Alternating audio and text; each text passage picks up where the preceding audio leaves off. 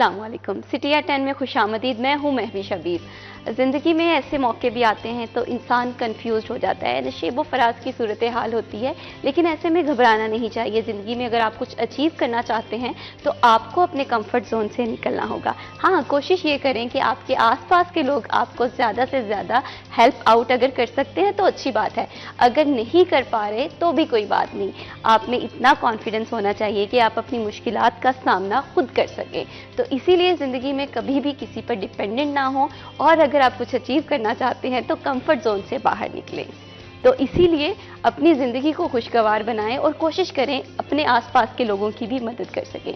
इसी के साथ हम चलते हैं, हमारे प्रोग्राम के सिलसिले को आगे बढ़ाते हैं। हमें स्टूडियो में हमारे गेस्ट ने ज्वाइन कर लिया है। अवैस हैं हमारे साथ, उनके साथ मरियम है, हमारी रिपोर्टर हैं। अवैस जो है वो फेस्को के इंतजाम देखते हैं कि फेस्को की क्या सूरत हाल है, क्या मसाइल हैं। इसी के साथ साथ मरियम सोशल वेलफेयर डिपार्टमेंट को भी देख रही हैं। इसके अलावा फैसलाबाद की सियासी माशी सूरत हाल के हवाले से भी मरियम बखूबी जानती हैं। तो अवैस, सबसे पहले मुझे आप बताइए कि कैसे हैं? शुक्र लगा, आप सुनाएं? ठीक ठाक? अल्हम्दुलिल्लाह, मैं बिल्कुल ठीक हूँ। जैसे मैंने बताया कि ज़िंदगी में ऐसे होता है कि समटाइम चैलेंजेस आ जाते हैं और इंसान उनके लिए तैयार नहीं होता। तो कभी आपकी ज़िंदगी में ऐसा कोई फेज़ आया? बिल्कुल। हर शख्स की, हर इंसान की ज़िंदगी में बहुत सी ऐसी मुश्किलात ज़िंदगी में आती हैं, लेकिन उसको दूर करने के हवाले से, जैसे आप बहुत खूबसूरत बात कर रहे थे कि हमें सबसे पहले अपने कंफर्ट जोन से बाहर निकलना चाहिए और ये कोशिश करनी चाहिए कि अपना एक तो हर काम हमें खुद करना चाहिए और दूसरों पर हमें जो है वो ज़िम्मेदारियाँ अपनी नहीं डालनी चाहिए। और आज के वक्त में तो हमें ये समझना चाहिए कि हमारी ज़िम्मेदारियाँ क्या हैं और हमें जो है वो खुद बैक फुट पे नहीं रहना चाहिए, बल्कि फ्रंट फुट पे आके खेलना चाहिए। फ्रंट फुट पे आना चाहिए। यहाँ पर मैं मरियम आपसे भी जानना चाहूँगी, खासतौर पे हम फीमेल्स हैं, हम छोटी छोटी बात पे परेशान हो जाती हैं, ये कहा जाता है, अमूमन ये राय होती है। तो आप जब अपने आप को समझती हैं कि आप थोड़ी परेशान होती हैं, आप इस सिचुएशन को किस तरह से हैंडल करती हैं? मुझे लगता है कि जब भी आप परेशान हो तो अपना ध्यान हटा लो। मतलब फॉर एग्जांपल, अगर आपको अवैस भाई तंग कर रहे हैं तो आप अपना ध्यान हटा लें, आप बिल्कुल ठीक हो जाएंगे। कुछ अवैस, जिंदगी के चैलेंजेस की तो हमने बात कर ली, अब बहुत सारे चैलेंजेस जो हैं वो फैसलाबाद की अवाम को भी दरपेश हैं। उन चैलेंजेस की भी बात करते हैं, जिस तरह से बिजली का मसला, आए रोज़ बिजली की कीमतें बढ़ती जा रही हैं। तो इस मसले को हल करने के लिए फेस्को की जानिब से कोई अच्छी खुशखबरी हमें देखने को आ रही है? महविश, फेस्को की तरफ से खुशखबरी जो है वो हमें शायद, मैं ये समझता हूँ कि नहीं मिल सकती। फेस्को की तरफ से सबसे बड़ी खुशखबरी ये है, फेस्को हो, ज़िले इंतज़ामिया हो, पाकिस्तान के जितने भी अदारे हैं, उनकी तरफ से मेरे मुताबिक जो है वो आवाम के लिए इससे बड़ी खुशखबरी कोई नहीं हो सकती कि वो अपना काम जो है वो वक्त पर करें और लोगों के जो अदारों से मुतल्लिक तहफ़्फ़ुज़ात हैं उनको दूर किया जाए। क्योंकि ये जो अदारे हैं, जो लॉ इन्फोर्समेंट के ज़रिए इंतज़ामिया हैं, उनका काम है कि कानून पर अमल दरामद करवाना। पुलिस है, जराइम पेशा अनासर के ख़िलाफ़ कार्रवाई करना, और पुलिस का इतना खौफ होना चाहिए कि जराइम पेशा अनासर को इस बात का अंदाज़ा हो कि अगर वो माशरे में कोई जुर्म करेंगे तो उनके खिलाफ़ किस तरह से स्ट्रिक्ट एक्शन लिया जाएगा। इसी तरह से फेस्को जो है वो खुशखबरी तो नहीं दे सकता, लेकिन उस फेस्को की तरफ से जो कंज्यूमर्स के लिए खुशखबरी है वो यही है कि अगर किसी का मीटर ख़राब हो जाता है, ट्रांसफार्मर ख़राब हो जाता है, तो फेस्को बर वक्त रिस्पॉन्स करे। जिस तरह फेस्को बिजली के बिल वसूल करने के हवाले से हम देखते हैं कि बर वक्त कार्रवाइयाँ करते हैं, रिकवरी टीम जो है फेस्को की वो बर वक्त बिजली के बिलों के वसूलने के हवाले से आपका कनेक्शन डिस्कनेक्ट करते हैं। तो इसी तरह से अगर आपकी लाइट किसी वजह से ऑफ हो गई है, मीटर ख़राब है या ट्रांसफार्मर ख़राबी है कि पूरे इलाके में बिजली बंद है, तो उसको हम देखते हैं कि फेस्को उतना बर वक्त रिस्पॉन्स नहीं दे पाता। अगरचा फेस्को के बहुत से इंतज़ामी मसाइल हैं, स्टाफ का जो शॉर्टेज है वो है, लाइन स्टाफ नहीं है, तो इससे लोगों को मुश्किलात होती है। खुशखबरी देनी है आवाम को, वो देनी है गवर्नमेंट ने, गवर्नमेंट ऑफ पाकिस्तान ने, कि बिजली जो है इतनी महंगी है, लोग इससे तंग हैं। बिजली की कीमत की बात करें तो बिजली की कीमत दिन ब दिन बढ़ती हुई दिखाई दे रही है। इससे पहले हमारे प्रोग्राम में हुकूमत की जानिब से ये ऐलान तो कर दिया गया है कि बिजली जो है सस्ती कर दी जाएगी। तो मरियम, आप क्या समझती हैं कि महंगाई के इस दौर में जिस तरह से बिजली के बिल जो हैं वो आए रोज़ बढ़ते जा रहे हैं, किन किन मुश्किलात का सामना करना पड़ रहा है? बहुत शुक्रिया महविश। सबसे पहली बात तो ये है कि मुश्किल जो है वो हर तरह से आवाम को तंग करती है। अब अगर हम सिर्फ बिजली के बिलों की बात करेंगे तो सिर्फ वही एक वजह नहीं है परेशानी की, वो गैस का बिल, बिजली का बिल, उसके बाद फिर आपके दीगर अखराजात जो हैं वो भी हैं, और उन अखराजात के ऊपर उनके सर पे ताज जो है वो पेट्रोल की बढ़ती हुई कीमत है। क्योंकि हर चीज़ जो है, अगर आपने घर से बाज़ार तक भी जाना है तो उसके लिए भी आपको पेट्रोल की ज़रूरत है, और वो भी इतना महंगा है कि आपको अपनी तमाम ज़रूरियात पूरी करने के लिए वो सब करना पड़ेगा। फॉर एग्जांपल अब हमारे यहाँ पेट्रोल की कीमत जो है हर 15 दिन के बाद जो है वो बढ़ जाती है। कुछ महीने पिछले अगर हम 2024 की बात करें तो उसके अंदर कुछ आखिरी महीनों के अंदर सुकून रहा, कुछ चंद रुपए चंद पैसे उसमें कमी हुई और वो भी ना होने के बराबर थी। लेकिन चलें, हमें हर वक्त नेगेटिविटी की तरफ नहीं जाना चाहिए कि कुछ पॉजिटिविटी रही कि वो मुस्तहकम हो गई कीमत। लेकिन अब दोबारा से उसकी कीमत के अंदर उन्होंने इजाफा किया, तो इसमें आवाम तो बेचारी पिसी रही होती, लेकिन हुकूमत ये नहीं सोचती कि हम अपनी आवाम के साथ क्या कर रहे हैं। अब सर्दियां चल रही हैं, ये सोचा जाता है कि सर्दियों के अंदर क्योंकि पंखे इस्तेमाल नहीं होने, जो रेफ्रिजरेटर्स हैं उनको भी कम लोग बंद कर देते हैं, कुछ देर के लिए फिर ऑन कर लिया कि चलो मैनेज हो रहा है, और पानी का इस्तेमाल जो है वो भी उस तरह से इतना ज़्यादा नहीं हो रहा होता। लेकिन फिर एट द एंड, महीने के एंड पे फिर आपको बिल उतना ही ज़्यादा आ रहा होता है जैसे गर्मी में आता है। गर्मियों में तो समझ आती है कि चलो एसी भी चलना है, पंखे भी चलने हैं, आपकी लाइटें भी चल रही हैं, आपका फ्रिज भी ज़्यादा से ज़्यादा पानी ठंडे के इस्तेमाल के लिए चल रहा है, तो उसको इस्तेमाल आप कर रहे हैं। बिल्कुल, गर्मियाँ आने से पहले ही जो फैसलाबाद की आवाम है उनके सर्दियों में ही बुरा हाल है, क्योंकि बिजली की जो अभी ज़रूरत है वो इतनी ज़्यादा नहीं है, फिर भी मसला मसाइल चल रहा है। गर्मियाँ आते ही मैं देखती हूँ कि पिछले सीज़न की बात करें तो सोलर पैनल का रुझान काफ़ी ज़्यादा बढ़ गया था। लोग जो हमारी कन्वेंशनल इलेक्ट्रिसिटी है इसकी बजाय सोलर पैनल के रुझान की तरफ जा रहे हैं, तो इसकी क्या वजूहत है? हाँ बिल्कुल, इसकी सबसे बड़ी वजह यही है कि आवाम जो है वो महंगी बिजली से उकता चुकी है। बात की जाए अगर गुज़िश्ता जो मौसम गर्मा गुजरा है तो हमने इस तरह के वाक़यात देखे हैं जो बहुत ही अफसोसनाक थे। बिजली के बिलों के बायस लोगों ने खुदकुशियाँ तक की थी, और डोमेस्टिक कंज्यूमर्स जो घरेलू सार्फ हैं वो अपना बिजली का बिल महंगी बिजली होने की वजह से नहीं अदा कर पाए। लाखों लोगों के जो बिजली कनेक्शंस हैं वो फेस्को ने बिजली के बिलों की अदम अदायगियों पर काटे। उसकी सबसे अहम वजह यही थी कि जो गवर्नमेंट है वो आवाम को उस तरह से रिलीफ नहीं दे पाई। लोग अपने बिजली के बिल अदा करने के लिए अपने घरों का जो सामान है, बहुत सी ऐसी चीज़ें हैं वो फ़रोख्त करने पर मजबूर हो चुके थे। बात इस नहज तक जो है वो हमने देखी है, और दफातर में भी रोज़ाना की बुनियाद पर लोग इंस्टॉलमेंट्स के लिए आते थे और बिजली के बिलों में जो जायद बिलिंग की शिकायत है वो लेकर आते थे। तो इससे मुतल्लिक जो है वो मैं समझता हूँ कि पाकिस्तान का इस वक्त सबसे बड़ा जो इशू है वो इलेक्ट्रिसिटी की जो प्राइसेस हैं उस हवाले से है कि लोग बिजली की कीमतों से बहुत परेशान हैं। वैसे जिस तरह से मैं देख रही हूँ कि आवाम का रुझान जो है वो सोलर पैनल की जानिब जा रहा है, तो क्या हुकूमत की जानिब से ऐसा कोई मंसूबा लाया जा रहा है जिसमें आवाम को मदद की जाए सोलर पैनल जो हैं वो अपने घरों में इंस्टॉल करने की? देखिए, पंजाब गवर्नमेंट की जानिब से सोलर पैनल इंस्टॉल करने के हवाले से आवाम को रिलीफ दिया जा रहा है। इंस्टॉलमेंट्स पर लोग वो ख़रीद भी सकते हैं, लेकिन इससे सबसे जो अहम बात यह है कि सोलर तो लोग बड़ी तादाद में लगा रहे हैं, लेकिन मौजूदा जो पावर सेक्टर है, वजारत पानी और बिजली है, उसकी जानिब से सोलर से मुतल्लिक अभी तक कोई खातिर ख्वाह पॉलिसी जो है वो मुरतब नहीं की गई। फेस्को में इस वक्त देखा जाए तो 10,000 के करीब जो कंज्यूमर्स हैं उनकी जानिब से, जो डोमेस्टिक कंज्यूमर्स हैं, फैसलाबाद शहर भर का ये डाटा है कि वो लोग सोलर पर शिफ्ट हो चुके हैं। सोलर से बिजली जो है वो पैदा भी कर रहे हैं और अपने जो इस्तेमाल से ज़ायद यूनिट्स हैं वो नेट मीटरिंग के ज़रिए फेस्को को फ़रोख्त भी कर रहे हैं, फेस्को को दे रहे हैं। मगर अभी तक ताहाल ये बात जो है वो वाज़ह नहीं हो सकी कि जो कंज्यूमर्स के यूनिट्स हैं उसके मुकाबले में फेस्को क्या पॉलिसी मुरतब करेगा, क्योंकि इस वक्त फेस्को के ज़ुमे जो है वो सोलर कंज्यूमर्स के 7 लाख से ज़ायद के जो यूनिट्स हैं वो फेस्को की तरफ हैं। लोग सोलर की तरफ ज़रूर जा रहे हैं, मगर मैं ये समझता हूँ कि इससे मुतल्लिक कोई वाज़ह पॉलिसी आनी चाहिए ताकि लोगों को इस बात की मुकम्मल जो है वो समझ हो सके और पता चल सके कि अगर वो कहीं ये तो नहीं होगा कि लोग अपने घरों पर सोलर लगा लेंगे, नेट मीटरिंग लगाएंगे तो उन पर टैक्सेस जो हैं वो बढ़ा दिए जाएंगे। जो लोगों के पैदा करदा यूनिट्स हैं उनकी कीमत कम की जाएगी और फेस्को के जो यूनिट्स की कीमत है वो ज़्यादा होगी।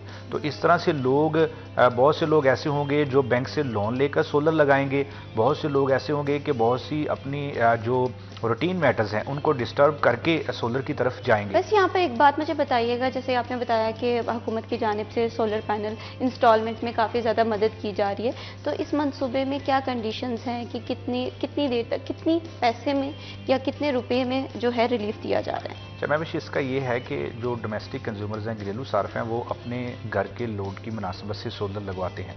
यानी जो डोमेस्टिक कंज्यूमर्स हैं वो 7 किलोवाट से 10 किलोवाट तक का सोलर किसी भी जो निजी कंपनीज़ हैं सोलर फरोख्त करने वाली, उनसे सोलर लगवा लेते हैं। तो फिर उसके लिए अगला प्रोसीजर होता है कि वो नेट मीटरिंग करवाते हैं, जिसे ग्रीन मीटर एक इंस्टॉल किया जाता है। वो ग्रीन जो मीटर होता है उससे आपको पता चलता है कि आप अपने सोलर सिस्टम से जो बिजली पैदा कर रहे हैं वो जो जायद यूनिट्स हैं वो आप फेस्को की तरफ वो ग्रीन मीटर्स फेस्को को फ़रोख्त करेगा, और जो आपके अगर कम सोलर पैनल बिजली पैदा कर रहा है, जैसे आजकल वेदर है सर्दी का, तो इसमें फिर आपको फेस्को की बिजली की ज़रूरत पड़ेगी।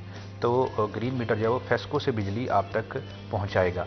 तो इस तरह से नेट मीटरिंग होती है। लेकिन इसका जो ये जो प्रोसीजर है फेस्को का, पहले इसमें फेस्को का शोबा है MNT, उसकी मुदाखलत होती थी, तो उसके लिए लोगों को बहुत मुश्किलात फेस करना पड़ती थी।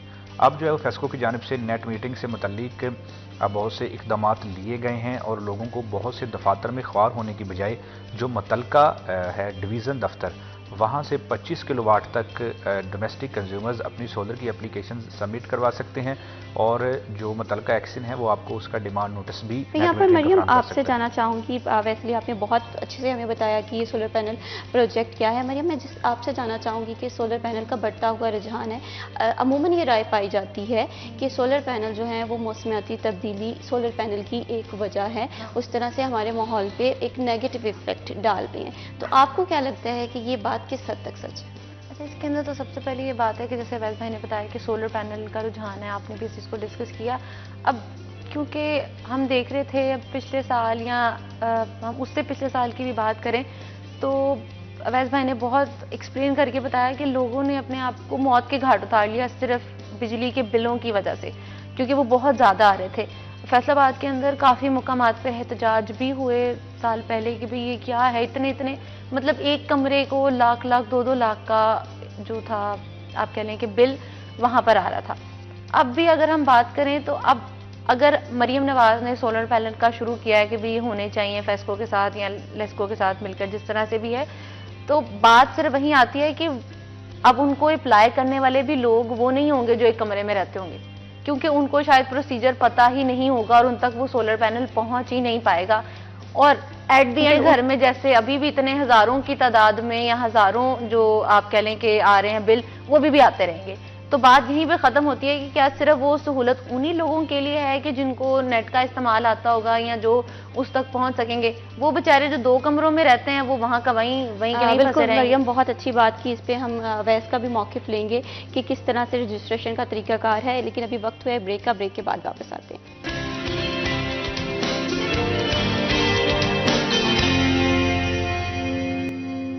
Welcome back. बात हो रही थी सोलर पैनल के बढ़ते हुए रुझान की, तो हुकूमत की जानिब से बहुत सारे मनसूबाजात जो हैं उनका इनेकाद किया गया है, जिनमें सोलर पैनल इंस्टॉलेशन है। यहाँ पर बात हो रही थी कि किस तरह से, अब जाहिर सी बात है, मनसूबे को कामयाब बनाने के लिए सबसे ज़्यादा ज़रूरत होती है आगाही की, कि बहुत सारे लोग हैं वो किसी भी बात से फेमिलियर नहीं होते। वैसे मैं आपसे जानना चाहूँगी, जिस तरह से आपने बताया कि सोलर पैनल का मनसूबे का आगाज़ तो हो गया है, तो अवाम, बहुत सारे लोग हैं जो अभी तक फेमिलियर नहीं है इस बात से, तो उस आगाही के लिए क्या इक़दाम किए जा रहे हैं? बिल्कुल, सबसे पहले तो यह है कि पंजाब गवर्नमेंट की जानिब से मनसूबा शुरू किया गया था। अब वो प्रोटेक्टेड कंज्यूमर्स के लिए किया गया था, ऐसे कंज्यूमर्स जो 200 यूनिट्स तक माहानावार बिजली इस्तेमाल करते हैं, तो उन कंज्यूमर्स को जो है वो सोलर फ़रोग़ दिए जाएंगे। लेकिन उनकी तादाद इंतहाई कम है फेस्को में, और जो 200 तक यूनिट्स तक बिजली इस्तेमाल करते हैं उनका बिल भी बहुत कम है, क्योंकि जो प्रोटेक्टेड कंज्यूमर्स हैं उन पर जो दीगर टैक्सेस हैं वो लागू नहीं होते, इस वजह से उनका जो बिल है वो बहुत कम आता है। लेकिन यहाँ पर सवाल जो है वो चंद हज़ार लोगों का नहीं है, बल्कि लाखों लोगों का है। फेस्को के जो कंज्यूमर्स हैं उनकी तादाद 53 लाख के करीब है। तो ये जो 53 लाख कंज्यूमर्स हैं, ये इस आइंदा मौसम गर्मा में यही जो महंगी बिजली है, इसके बिजली के बिल जो है वो दे पाएंगे, तो ऐसा लगता नहीं है। जो गुज़िश्ता साल लोगों के जो हालात हमने देखे थे, तो बिजली की कीमतें इतनी बढ़ चुकी हैं। जो डोमेस्टिक कंज्यूमर्स हैं उनका औसतन फेस्को में माहानावार जो बिजली का बिल है वो 25 से 40 हज़ार के दरमियान लोगों को मौसूल होता है। तो आप ये देखें कि लोग जो हैं वो अपने माहानावार अखराजात से किस तरह से बिजली का बिल अदा करेंगे, और ये वो लोग हैं जो गर्मियों में AC इस्तेमाल नहीं करते, या दीगर जो है वो इलेक्ट्रिसिटी का चीज़ें जो है वो इतनी इस्तेमाल नहीं करते, एक रेगुलर जिसे लाइफस्टाइल कहते हैं वो गुजारते हैं। तो उन लोगों से बिजली के बिल अदा नहीं दी जा रहे। तो सबसे बड़ी बात यह है कि फैसलाबाद एक इंडस्ट्रियल सिटी है, इंडस्ट्रियल कंज्यूमर्स जो हैं उनको बिजली की कीमतों से इतनी मुश्किलात का सामना करना पड़ा कि लोगों की फैक्ट्रियां जो हैं वो बंद हुई। वैसे आप ये बताइएगा कि हम लोगों ने घरेलू सार्फिन की तो बात कर ली, लेकिन फैसलाबाद एक टेक्सटाइल इंडस्ट्री का हब है। यहाँ पर बहुत ज़्यादा टेक्सटाइल इंडस्ट्री देखने को मिल रही है। यहाँ पर हमारे पास छोटी सनतें भी हैं। तो क्या हुकूमत की जानिब से इन सनतों के लिए कोई मंसूबा, जिसमें इलेक्ट्रिसिटी का जो इशू है वो काफ़ी देखने को आ रहा है, कोई नया मंसूबे का ऐलान किया गया है?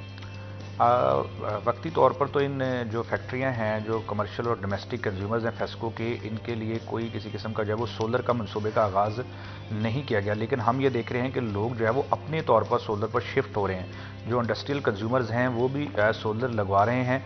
अब सबसे अहम बात यह है कि या तो फिर बिजली सस्ती कर दी जाए, बिजली इतनी सस्ती हो जाए कि लोग जो हैं वो उसको बआसानी इस्तेमाल कर सकें, क्योंकि जैसे ही बिजली महंगी होती है तो कास्ट ऑफ प्रोडक्शन बढ़ जाता है, तो लोगों का जो कारोबार है वो मुतासर होता है। तो इससे जो है वो फैक्ट्रियाँ जो है वो बंद होती हैं।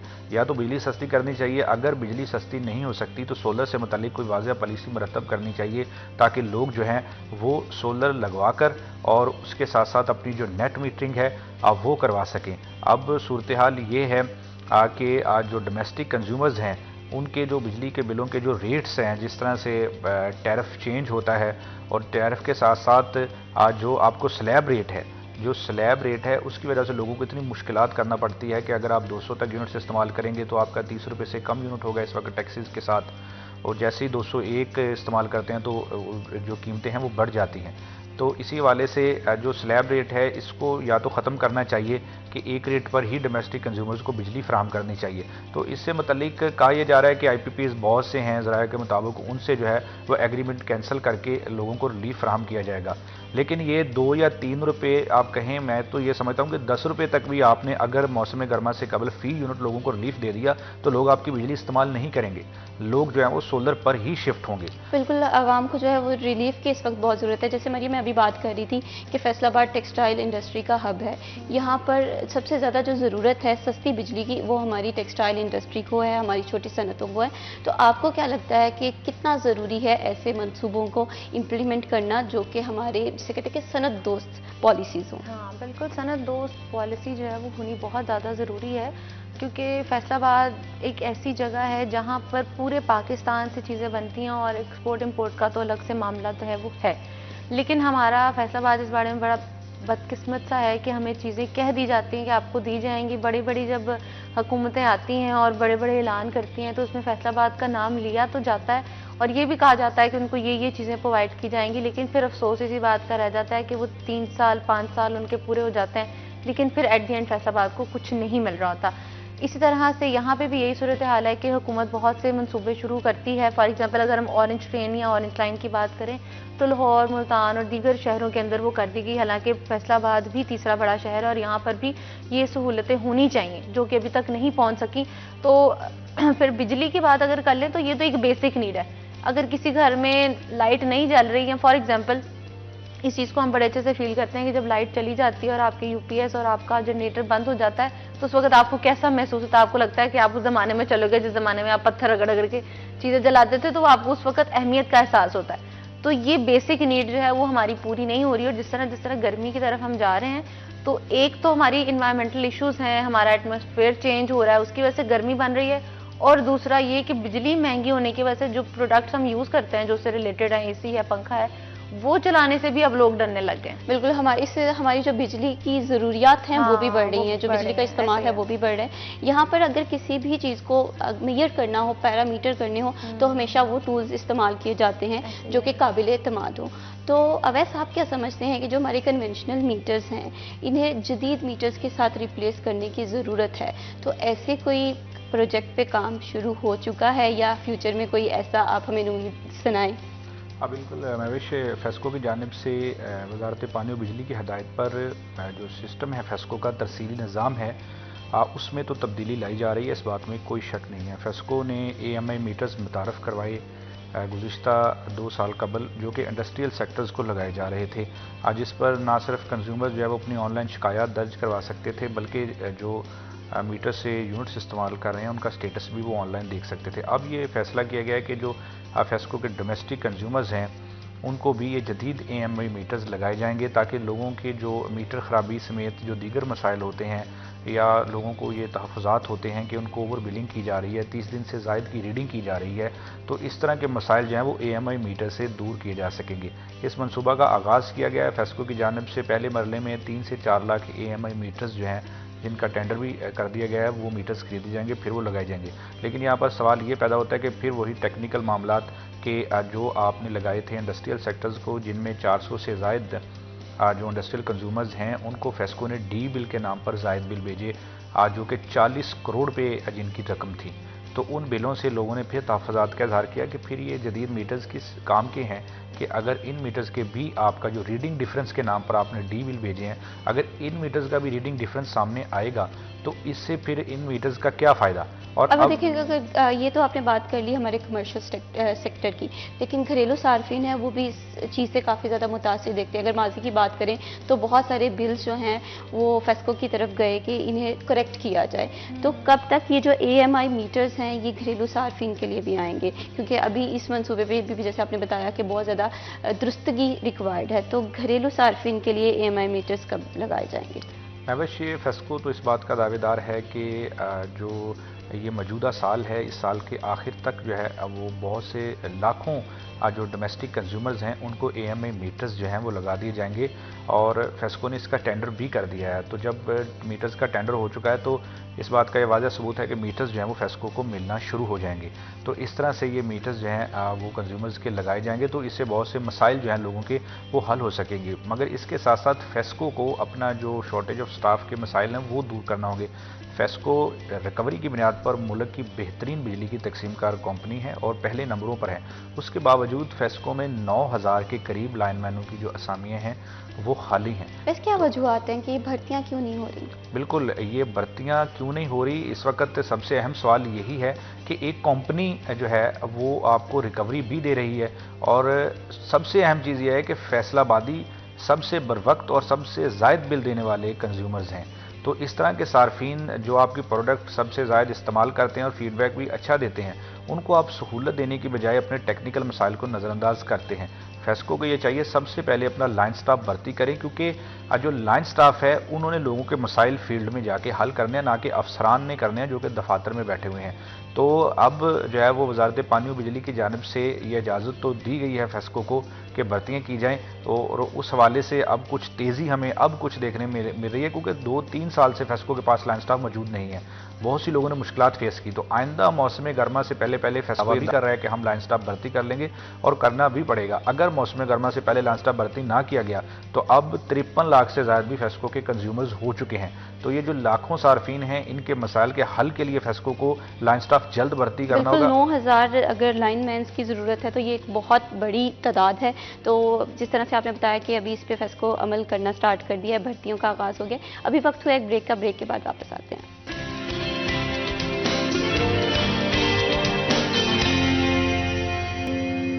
Welcome back. बात हो रही थी फैसलाबाद की आवाम में सोलर पैनल के बढ़ते हुए रुझान की, क्या वजूहत हैं, किस तरह से फेस्को की जानिब से इकदाम किए जा रहे हैं आवाम को सस्ती बिजली फराहम करने के लिए, कोई फ्यूचर में हमें खुशखबरी मिलती है या नहीं मिलती। इसी पर बात करने के लिए हमारे साथ अवैस अली मौजूद हैं। अवैस, भी बात हो रही थी आवाम की सहूलत की, ठीक है। आवाम को जो बुनियादी मुश्किल है जब बिजली की बात करें वो है बिजली चोरी की।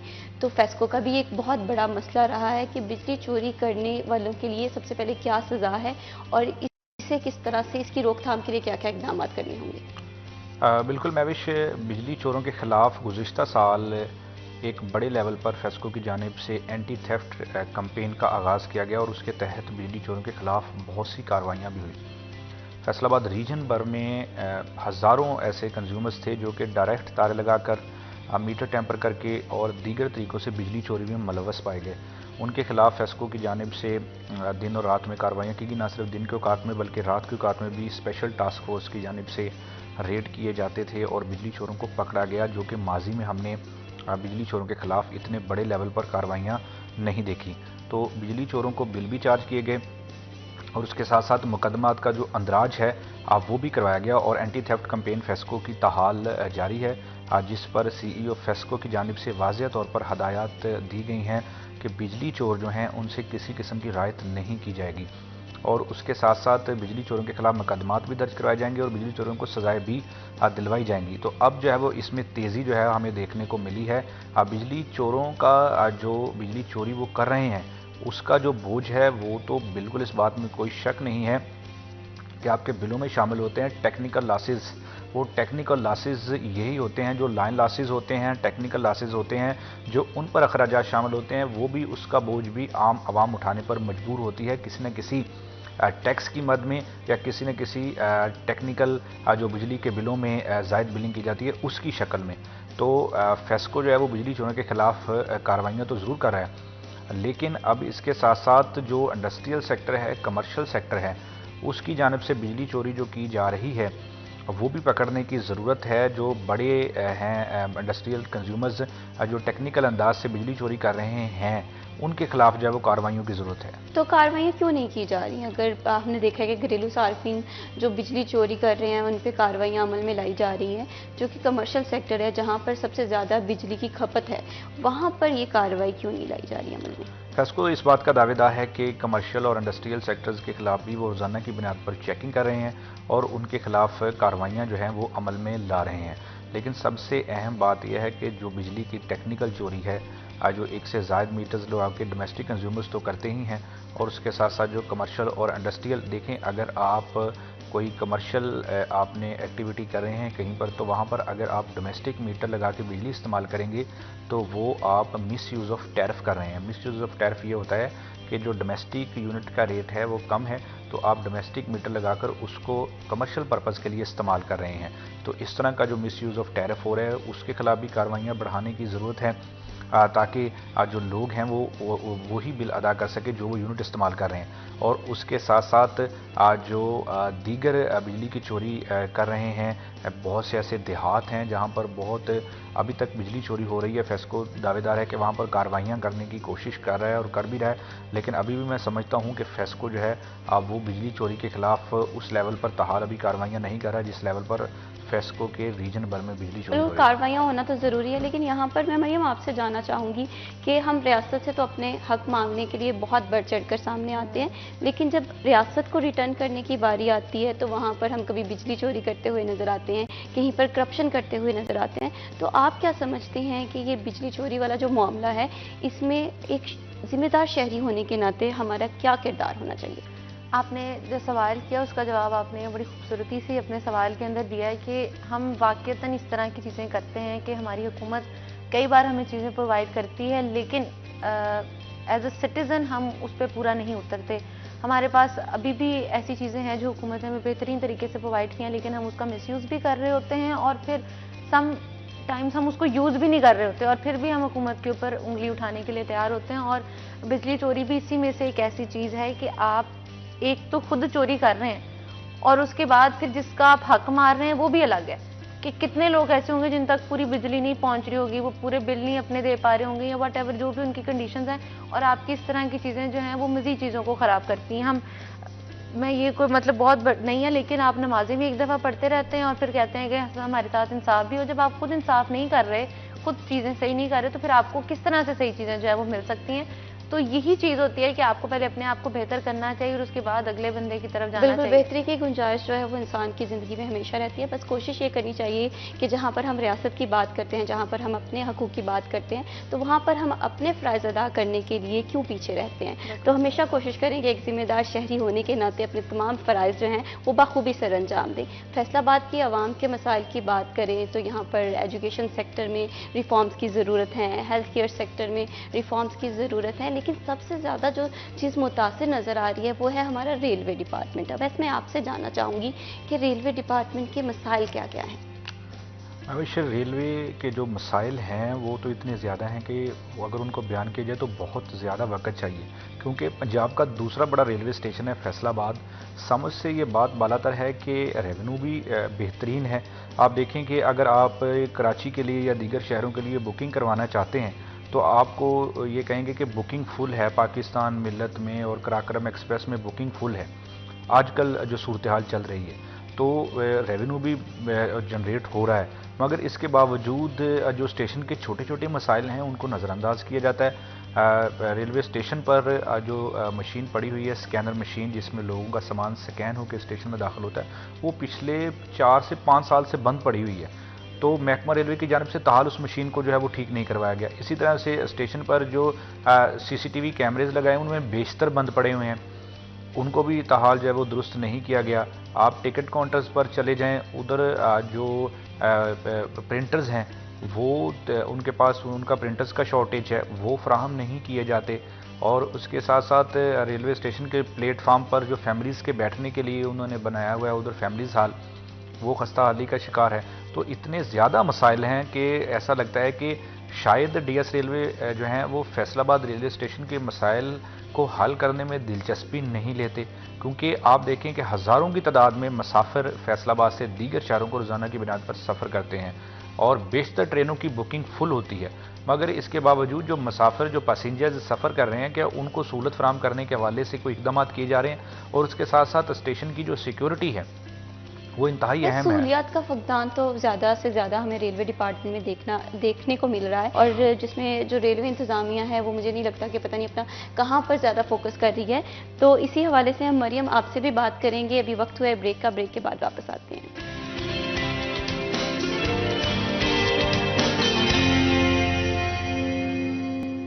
Welcome back. बात हो रही थी रेलवे की मौजूदा सूरत हाल की। तो मरियम, मैं आपसे ही जानना चाहूँगी कि जिस तरह से टिकटिंग जो है, ऑनलाइन बुकिंग हमारे यहाँ, जैसे हम देखते हैं कि बस सर्विस में भी हमारे पास ऑनलाइन टिकटिंग है, लेकिन रेलवे की जानिब से ऐसा कोई ऑनलाइन टिकट का इंतज़ाम है? ऑनलाइन का इंतज़ाम तो हमें नज़र आता है, लेकिन अब जैसे कि वैस भाई ने बात की, इनकी बात को मैं सेकंड करूँगी कि रेवेन्यू हमारे पास बहुत आ रहा है, क्योंकि हमारी जो ट्रेनें हैं वो फुल होती हैं और मोस्ट ऑफ द टाइम इतनी ज़्यादा फुल होती हैं कि जो बेचारे पैसेंजर जिन्होंने ट्रेन ली होती हैं अपनी टिकट्स, वो तो होते हैं, लेकिन उसके अलावा जो लोग आए होते हैं उनकी भी बैठने की जगह वहाँ पे मौजूद नहीं होती। इतनी ट्रेनें जो हैं वो खचाखच भर के कभी लाहौर, कभी कराची, तो कभी दीगर शहरों के अंदर वो जाती हैं, लेकिन फिर हमें जो उस इदारे के हालात हैं वो बेहतर होते हुए दिखाई नहीं देते। तो इस पे हमारी हुकूमत को ही सोचना चाहिए कि भाई अगर हमने इतना बड़ा हमारा एक तो शहर है, उसके बाद उसके अंदर जो चीज़ें हैं, ये भी एक बेसिक नीड में से आता है कि आपने ट्रैवल करना है। आप बसेस की तरफ जाएंगे, बस आपको बहुत महंगी मिलेगी, क्योंकि जैसे जैसे पेट्रोल की कीमत बढ़ती है, साथ साथ जो बसेस के किराए हैं वो भी बढ़े होते हैं। तो यही अगर हम ऑपोजिट साइड पे देखें तो ट्रेन जो है ज़रा सस्ती भी मिलती है और आपके लिए आसानी हो जाती है उसमें ट्रैवल करना। रेलवे है वो सफ़र का एक सस्ता जरिया है और लोग जो हैं वो दीगर ट्रांसपोर्ट की निस्बत रेलवे सफ़र को तरजीह देते हैं। और रेलवे का ऐसा सफ़र है कि आप देखें कि हंगामी सूरत हाल भी हो तो आप रेलवे का सफ़र कर सकते हैं, और बिलखसूस जब आपने आउट ऑफ प्रोविंस सफ़र करना है तो उसके लिए रेलवे का जो सफ़र है वो सबसे बेहतरीन है। बिल्कुल, वैसे रेलवे जिसे कहते हैं कि सस्ता सोर्स ऑफ ट्रांसपोर्टेशन है, लेकिन यहाँ पर मसला ये आ रहा है कि जिस तरह हम देख रहे हैं कि आए रोज़ जो रेलवे की जानिब से ट्रेन की ताख़ीर का ऐलान कर दिया जाता है कि वो हमारी मिलत एक्सप्रेस हो, वो हमारी कोई भी रेलवे लाइन हो या गाड़ी हो, वो ताख़ीर का शिकार होती है। ताख़ीर जो है वो मामूल बन गया है, इसकी क्या वजूहात हैं? ताख़ीर मामूल बन चुका है। ये सबसे जो है वो रेलवे के इंतज़ामी मसाइल हैं। तो इंतज़ामी मसाइल को बेहतर बनाना रेलवे की ज़िम्मेदारी है। इनको दीगर कंट्रीज़ के से जो है वो सीखना चाहिए कि जो दूसरे ममालिक हैं वो ट्रेन सफ़र को किस तरह से उन्होंने जो है वो आगे बढ़ाया है, और उनकी ट्रेन जो है, हमारे हमसाया मुल्क भारत की देख लें कि उनका जो ट्रेन सफ़र है वो आजकल आइडियल बन चुका है। तो हमारे यहाँ इस तरह से है कि आज से 25 से 30 साल कबल जो रेलवे का निज़ाम था वही है, उसमें कोई तब्दीली जो है वो कोई गवर्नमेंट नहीं लेकर आई। तो रेवेन्यू भी जनरेट होता है, उसके बावजूद रेलवे सफ़र में ना तो तब्दीली लाई जा रही है और ना ही पैसेंजर्स को सहूलत फराहम करने के लिए इकदामात किए जा रहे हैं। और यहाँ तक कि जो रेलवे एम्प्लॉयज़ हैं उनके मसाइल को नज़रअंदाज किया जाता है। आप देखें कि रेलवे एम्प्लॉयज़ की सैलरीज बर वक्त नहीं दी जाती, और उसके साथ साथ उनके जो दीगर अलाउंसेस हैं वो नहीं दिए जाते। उनके घरों की जो अलाटमेंटें हैं रेलवे मुलाजमीन के वो बर वक्त नहीं की जाती, तो उनकी सैलरीज भी बहुत मुनासिब होती हैं।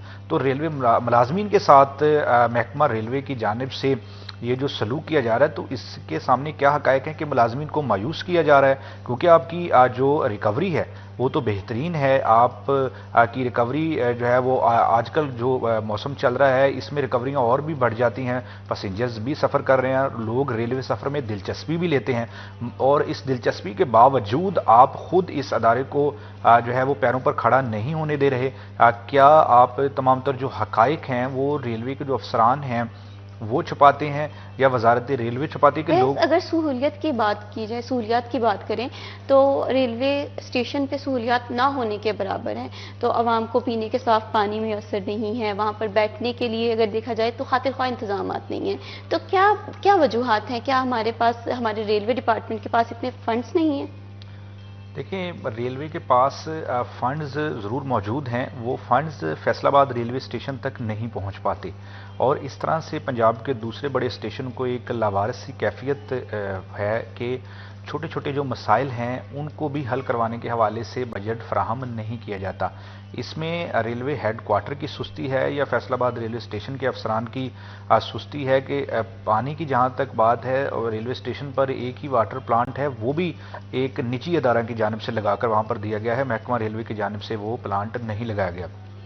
तो बात यहाँ तक पहुँच चुकी है कि जो एक अदारा है महकमा रेलवे, वो अपने काम खुद नहीं कर सकता बल्कि अपने काम करवाने के लिए दीगर जो प्राइवेट अदारे हैं उनसे मैं तो यही कहूँगा कि उनसे ही आप खैरात लेकर लोगों को सहूलत फराहम कर रहे हैं। तो इस नहेज तक आपने इस अदारे को पहुँचा दिया है कि जो रेवेन्यू भी दे रहा है मगर उसके बावजूद किसी किस्म की कोई प्लानिंग नहीं की गई, कोई दिलचस्पी नज़र नहीं आती कि रेलवे को किस तरह से चलाया जाएगा। हमारी जो बोगियाँ हैं वो ही पुराने अंदाज की हैं, उनकी मेंटेनेंस किस तरह से की जाएगी।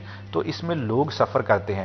मैसिव लेवल पर एक जामे मनसूबाबंदी की ज़रूरत है ताकि रेल को, ट्रेन को चलाया जा सके। बुनियादी ज़रूरियात की बात की, जैसे पानी का, पीने का साफ पानी नहीं है, बैठने के लिए जो नशिस्तें हैं उनका सही इंतज़ाम नहीं है। लेकिन यहाँ पर एक चीज़ को भी हम निगलेक्ट नहीं कर सकते, वो है सिक्योरिटी सिस्टम। थोड़ा सा आगाह कीजिएगा कि रेलवे का सिक्योरिटी सिस्टम कैसा है? फैसलाबाद रेलवे स्टेशन पर जो सीसीटीवी कैमरे लगाए गए हैं उनमें बेशतर इस वक्त कैमरे बंद पड़े हुए हैं और पहले भी मैं आपको बता सकता हूँ कि स्कैनर मशीन जिसमें लोगों का सामान स्कैन होता है कि आपके पास जो सामान मौजूद है क्या उसमें कोई ऐसा आला मौजूद नहीं या उसमें कोई ऐसी चीज़ तो नहीं जो लोगों के लिए यहाँ पर मसाइल पैदा करे, वो स्कैनर मशीन बंद पड़ी हुई है। और उसके बाद सीसीटीवी कैमरे जो हैं वो अगर आपका सामान गुम हो जाता है स्टेशन पर तो आप फुटेज हासिल नहीं कर सकते आगे प्लेटफार्म पर जो कैमरे लगे हुए थे उस मुसाफिरों का सामान जो है वो किसने चोरी किया है। तो इसके साथ साथ जो पुलिस एहलकार वहाँ पर तैनात है वो तो तैनात हैं ज़रूर, मगर जो सिक्योरिटी में जिद्दत आ रही है आप उसको अडॉप्ट नहीं कर रहे। और यहाँ जहाँ पर फैमिलीज़ आती हैं, लोगों के बच्चे आते हैं, फैमिलीज़ होती हैं, सफ़र करना होता है, हज़ारों की तादाद में लोग सफ़र करते हैं रेलवे स्टेशन पर, तो सिक्योरिटी के मामलात बेहतर बनाना होंगे और जो चीदा चीदा मसाइल हैं रेलवे स्टेशन के उनको हल करना, जिनके लिए किसी बड़े बजट की ज़रूरत नहीं है, इंतहाई कम बजट की ज़रूरत है, तो उससे मामलात जो हैं वो बेहतर हो सकते हैं। इसीलिए तो हम कह रहे हैं कि ये को बिल्कुल हम कह सकते हैं कि इतनी अदम दिलचस्पी रेलवे हेडक्वार्टर की फैसलाबाद रेलवे स्टेशन पर दिखाई देती है कि जो छोटे छोटे मसाइल हैं उनको भी हल नहीं कराया जाता और ना ही उनके आला अफसरान की जानिब से फैसलाबाद रेलवे स्टेशन के जो बिल्कुल यहाँ पर नजरसानी नहीं की जाती। छोटे छोटे मसाइल जो हैं वो अगर बर वक्त हल हो जाएं तो किसी भी, जिसे कहते हैं कि नागवार वाक़े से हम बच सकते हैं। मरियम, मुझे ये बताइए कि आपने कभी पाकिस्तान रेलवे का सफ़र किया है? हाँ बिल्कुल, मैंने ज़िंदगी में एक बार ही किया है और वो मेरा एक्सपीरियंस बहुत ही बुरा रहा क्योंकि जिसमें मैंने ट्रैवल किया वैसे मेरी तरफ देख रहे हैं। हाँ आपकी, लेकिन फिर भी वो सफ़र को इतना खुशगवार नहीं था कि मैं कहूँ कि हाँ अभी बहुत अच्छा था। उसमें धक्कम-देल बहुत ज़्यादा थी कि कैसा रहा सफ़र? उसमें धक्कम-देल बहुत ज़्यादा थी, आपको आपकी सीट तक पहुँचने के लिए बहुत टाइम लगता है और अगर तो आप अपनी सीट तक पहुँच जाते हैं खुदा न खास्ता तो उसके बाद आपकी सीट पे कोई ना कोई और बैठा होता है। मैं ये समझा था कि मरियम ये कह रही है कि मैंने जो सफ़र किया था वो तजर्बा अच्छा नहीं, मुझे ऐसा लगा जैसे कि ट्रेन जो है बैक चलना शुरू हो गई। लेकिन जो सूरत हाल है, सूरत हाल वो यही थी। और फिर उसके बाद जब हम वहाँ पहुँचे तो फिर हमारी सीट पे कोई और बैठा हुआ था, उनसे हमने फिर थोड़ी लड़ाई करने की कोशिश की लेकिन हमें हमारी नहीं वापस मिली तो हम खड़े खड़े सफर करके छोटे जो इंतजामी मसाइल हैं इन्हें हल होना चाहिए, को बेहतर बनाना चाहिए ताकि लोगों को इसमें यही चीज है कि रेवेन्यू आपके पास इतना है, सीटें आप एक्स्ट्रा दे देते हैं बंदों को। इदारे की जो है फलाह के लिए काम करना ये अवलिन तरजीह होनी चाहिए। बहुत शुक्रिया मरियम, आपने हमारे प्रोग्राम को वक्त दिया। वैसे लिए आपका बहुत शुक्रिया, आपने जिस तरह से आज फैसलाबाद की आवाम के मसाइल को उजागर किया। हम उम्मीद करते हैं कि हर गुजरते दिन के साथ ये मसाइल जो हैं ये हल हो जाएं। कहते हैं ना कि उम्मीद पे दुनिया कायम है, तो हम उम्मीद करते हैं कि फैसलाबाद की आवाम के जो मसाइल हैं वो जल्द से जल्द हल हों। अभी वक्त हुआ है ब्रेक का, ब्रेक के बाद वापस आते हैं।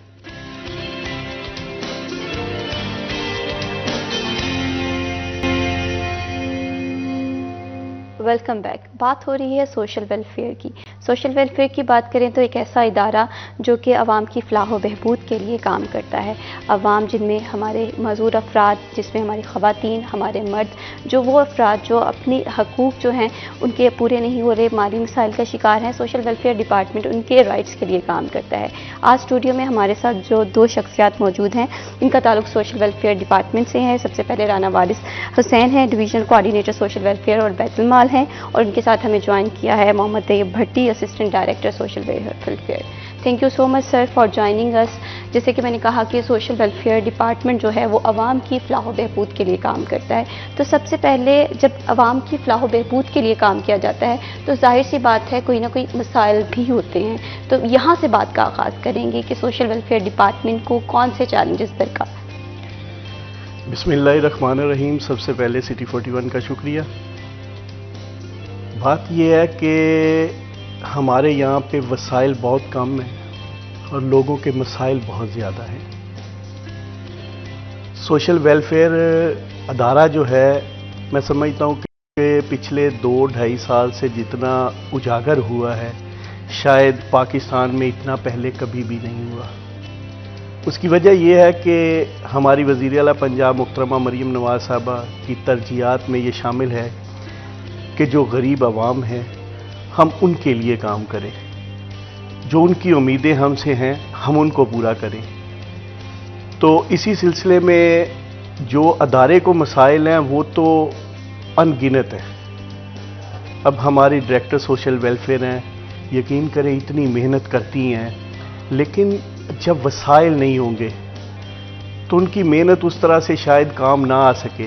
लेकिन मैं समझता हूँ कि हमें खराज तहसीन पेश करना चाहिए ये धीरानी प्रोग्राम पे कि उन्होंने इतनी मेहनत सारे अदारे ने की कि हमारे मिनिस्टर साहब स्टेज पे खड़े होके कह के गए कि फैसलाबाद पूरे डिस्ट्रिक्ट में से नंबर ले गया है। तो कम वसाइल के बावजूद ये सारा कुछ होना, ये सारा मुमकिन होना, ये टीम वर्क का यहाँ पर अगर हम धीरानी प्रोजेक्ट की बात करें, फैसलाबाद में इसका जो फर्स्ट फेज़ है वो काफ़ी शानदार तरीके से मैं कहती हूँ कि अंजाम को पहुँचा है, जिसमें 36 जोड़ों की शादी की गई है। रिसेंटली ही ये तकरीब 1 वीक पहले हुई है। तो मुझे थोड़ा सा उस तकरीब के अहवाल बताइएगा।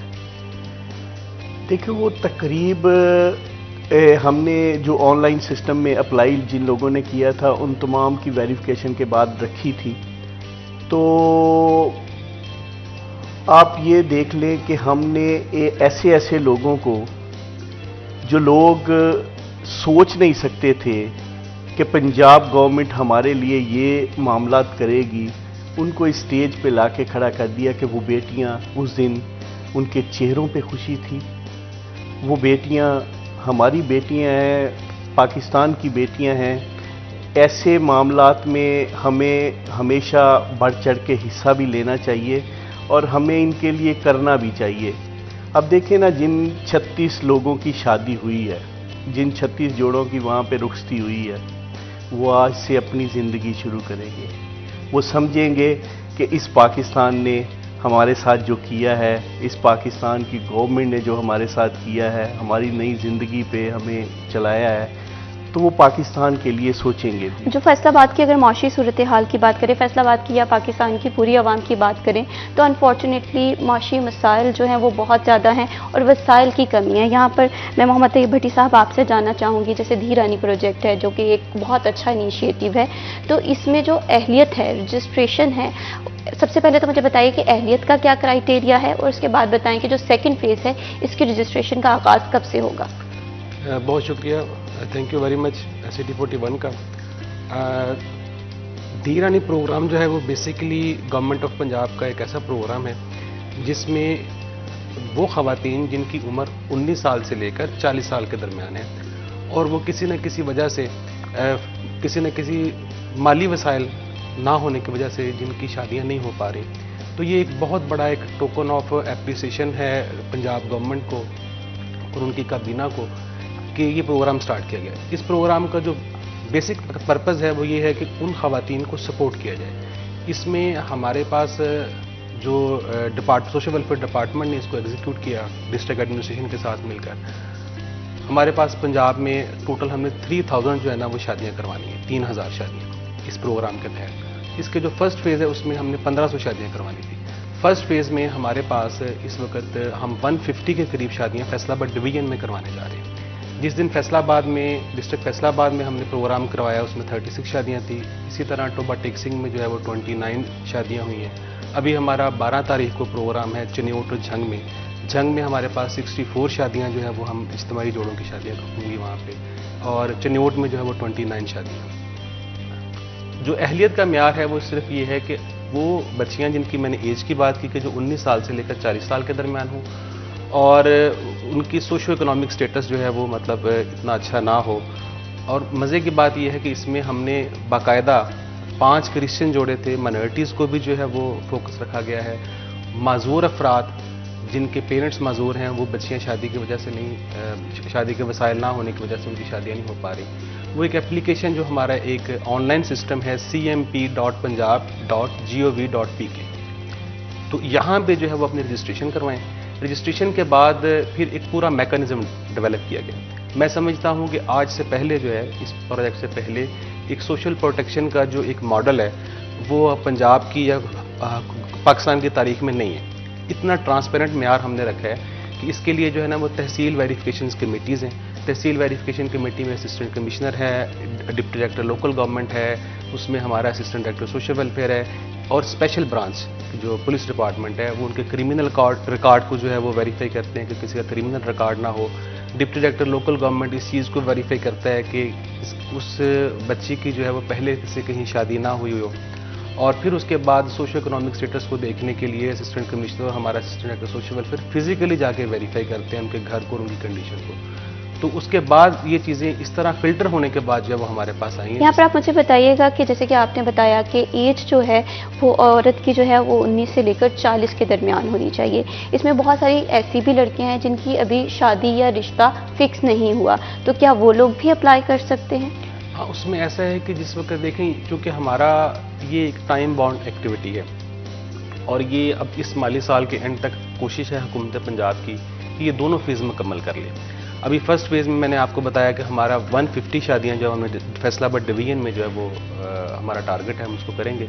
नेक्स्ट फेज़ जो है वो नेक्स्ट मंथ से जो है वो स्टार्ट हो रहा है। उसकी रजिस्ट्रेशन जो है वो ओपन है, आप रजिस्ट्रेशन करवा सकती हैं वो बच्चियाँ। और लेकिन उसके लिए ये है कि डेफिनेटली पहले रिश्ता होगा तो फिर डेफिनेटली टाइम लिमिट एक्टिविटी हम कोशिश करें कि जून से पहले जो है ना वो सेकंड फेज़ इसका मुकम्मल हो जाएगा। यहाँ पर मैं मोहम्मद राना वारिस हुसैन साहब आपसे जानना चाहूँगी कि आपका ताल्लुक मुस्लिम लीग नून से है, जो कि हमारी रूलिंग पार्टी भी है, तो ये किस तरह से फैसलाबाद की अवाम के लिए और कौन कौन से प्रोजेक्ट्स लेकर आ रही है? देखिए जी, जब से मुख्तरमा मरियम नवाज साहबा ने पंजाब की वज़ीर-ए-आला-शिप के लिए हलफ उठाया है, तो 8 माह में मैं नहीं समझता कि पाकिस्तान की हिस्ट्री में इतने प्रोजेक्ट आए होंगे जितने प्रोजेक्ट उन्होंने लॉन्च किए हैं। मेरा घर मेरी छत, धीरानी प्रोग्राम, हिम्मत कार्ड, ये रोड्स का इशू, और फिर उसके बाद उन्होंने तुलबा के लिए जो प्रोजेक्ट लॉन्च किए हैं।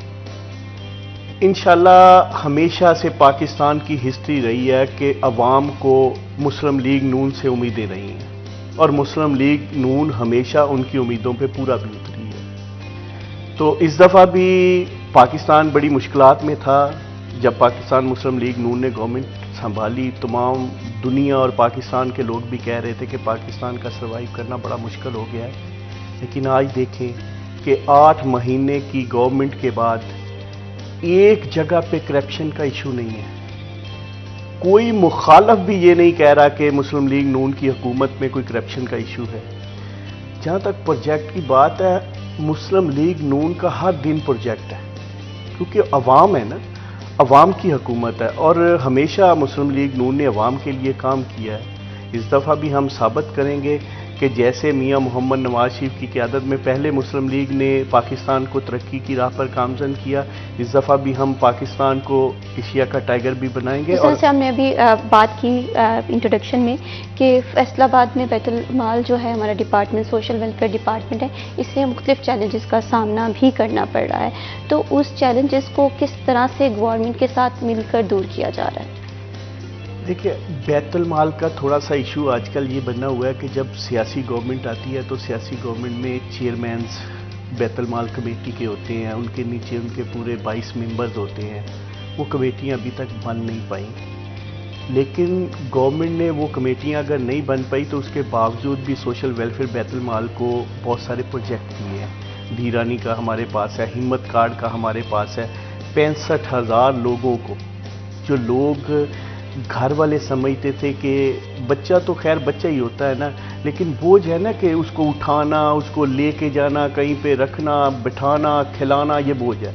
वो ये सारा कुछ तो कर सकते थे, लेकिन माली मामलात में उनको मुश्किलात आती थी। अब हमने 4 लोगों को, बच्चों को, बड़ों को हिम्मत कार्ड दिए हैं। उस हिम्मत कार्ड के जरिए हम 40,000 रुपए के करीब सालाना उनको दे रहे हैं ATM सिस्टम में। तो ये सारी चीज़ें अवामी गवर्नमेंट हुकूमत करती है। और जहाँ तक हमारी मुश्किलात का, हमारे पास देखें अमला पूरा नहीं है काम करने के लिए। हमारे पास बहुत सारे ऐसे मसाइल हैं कि अगर हम किसी की फौरी हेल्प करना चाहें नहीं कर पा रहे इस वक्त। तो मैं तो गवर्नमेंट से ये भी दरख्वास्त करता भी रहा हूँ, आपके चैनल के ज़रिए भी करूँगा कि हमारे ये जो लोग मेहनत करते हैं अदारे के, इनको इतना वसाइल से भर दें कि ये लोगों की उम्मीदों पे पूरा उतर सके, इनकी मेहनत रायगा ना जाए। अब हमारी डिप्टी डायरेक्टर हैं, इनका पूरा अमला है, दिन रात लगे रहते हैं। वो अगर गवर्नमेंट से नहीं भी मिलता तो NGOs को भी रिक्वेस्ट करते हैं कि आप इनकी हेल्प करें। तो अगर गवर्नमेंट उनको देगी तो वो गवर्नमेंट के लिए ही बेहतर होगा। तो बिल्कुल, इस्लाहात की ज़रूरत या गुंजाइशें तो हर कहीं रहती है। जहाँ पर फलाह बहबूद की बात की जाए, वहाँ पर सबसे पहला मसला जो होता है वो फ़ंड्स का होता है। मोहम्मद तैयब साहब, मैं आपसे जानना चाहूँगी कि फ़ंड्स की क्या सूरत हाल है? क्या सोशल वेलफेयर के पास इनफ फंड्स हैं जो कि आवाम के या जो हमारे मजदूर अफराद हैं उनकी सोशल वेलफेयर के लिए काम कर सकें? इसमें मैं थोड़ा ये ऐड कर दूं कि देखें, जिस तरह अभी वारिस साहब ने बताया और सर की बड़ी हम पे रहती है कि हमारे कोई इश्यूज़ हों तो वो पहुंचाते हैं हकाम वाला तक। जो प्रोजेक्ट धीरानी प्रोजेक्ट है, इस पे फुली फंडिंग है। इसमें देखें कि तकरीबन 2.5 लाख रुपए के कीमती तोहफ़े हैं जो हमने दिए हैं उन जोड़ों को, गवर्नमेंट ऑफ पंजाब ने। और इसी तरह 1 लाख रुपए की सलामी है जो मोहतरमा मरियम नवाज साहिबा CM साहिबा की तरफ से जो है वो उनको मिली है। और उसमें भी उनका बैंक ऑफ पंजाब के साथ जो है वो हमारा एग्रीमेंट हुआ डिपार्टमेंट का, और उनको ATM कार्ड्स मिले। तो ये वाले जो भी इस किस्म के वेलफेयर के प्रोजेक्ट्स चलते हैं उसके लिए हमारे पास सफिशिएंट फंडिंग होती है। अभी हिम्मत कार्ड की बात की सर ने, हिम्मत कार्ड जो है बेसिकली हम अभी तक फैसलाबाद डिवीजन में 5,000 लोगों को। बिल्कुल, हिम्मत कार्ड पे भी हम लोग बात करेंगे। यहाँ पर वक्त हुआ है ब्रेक का, ब्रेक के बाद यहीं से गुफ्तगू का आगाज करेंगे। हमारे साथ रहिए।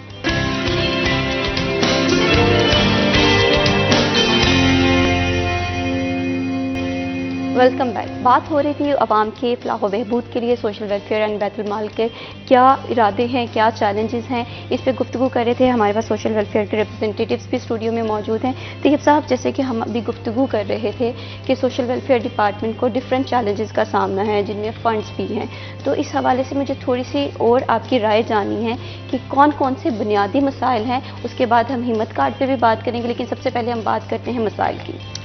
ऐसा जो है वो सोशल वेलफेयर डिपार्टमेंट को जो हम फंड्स की बात करते हैं तो ओवरऑल हमारे पास थोड़ा स्टाफ की शॉर्टेज है।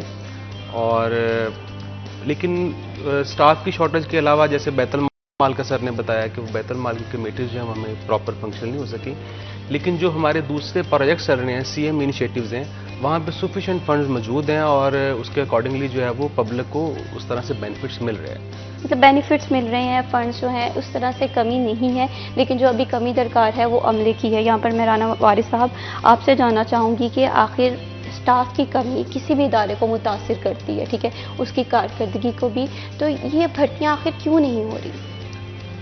असल में ऐसा है कि हमारे मुल्क की ये बदकिस्मती रही है कि कुछ गवर्नमेंट्स जब गवर्नमेंट में आते हैं तो वो शायद हुकूमत काम नहीं कर पाती। पिछले 6-7 साल से इस पाकिस्तान के साथ बहुत बड़ा खिलवाड़ हुआ है। 7 साल के बाद इस उजड़े हुए पाकिस्तान को संवारने में कुछ टाइम लगेगा, लेकिन हमने 8 माह में वो कर दिखाया है जो नामुमकिन था। अब भर्तियों की बात है तो भर्तियाँ भी तो आखिर गवर्नमेंट अपने आप को पहले रन करेगी और फिर वो सारे प्रोजेक्ट के मुताबिक भर्तियाँ करेगी।